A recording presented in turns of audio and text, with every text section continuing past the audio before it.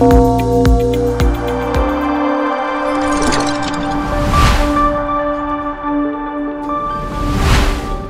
Business today रे आजिर मुख्य खबर।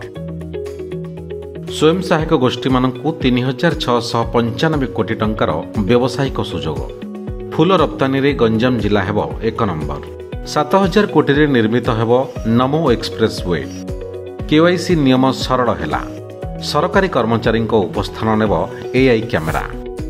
चलित वर्ष समस्त सरकारी विभाग स्वयं सहायक गोष्ठी मानकु 3695 कोटी टंकार व्यावसायिक सुजोग प्रदान करिसेंती।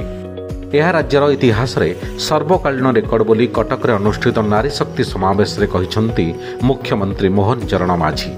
ओडिशा वर्तमान लक्षपति दीदी सृष्टि करिवारे समग्र देश रे प्रथम स्थान रे अछि। राज्य रे 16 लाख रु अधिक लक्षपति दीदी सृष्टि होइछंती।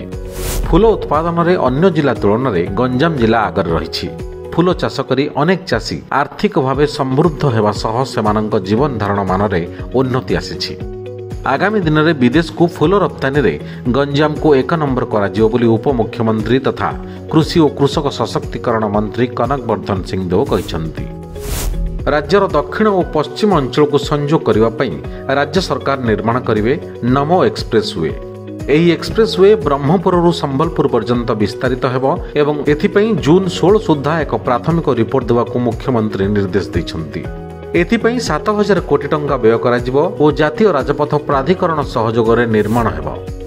भारतीय रिजर्व बैंक पक्षरु ग्राहकों को जानिबा बा केवाईसी नियम को कोहल करा जायछि।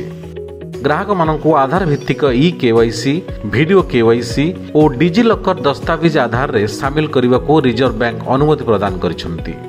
यह द्वारा उभय डिजिटाल और प्रत्यक्ष शाखा गुड़िक ग्राहकों को जोड़िबा एवं प्रत्यक्ष लाभ हस्तांतर रे शामिल करने सहज हो पारिबो। बहु सरकारी कर्मचारी विलंब रे ऑफिस आसुथिबा बेले केतक कर्मचारी धार्य समय पूर्व पलाउछंती। तेणु ठीक समय ऑफिस आसिबा और 7.5 घंटा ऑफिस रहिबा बाध्यतामूलक। सेथिपई खूब शीघ्र कर्मचारी और अधिकारी उपस्थान नेबा पई एआई कैमेरा लागिबो और आरएफआईडी आधारित परिचय पत्र दियाजिबो। It's all of your business. Business breaking.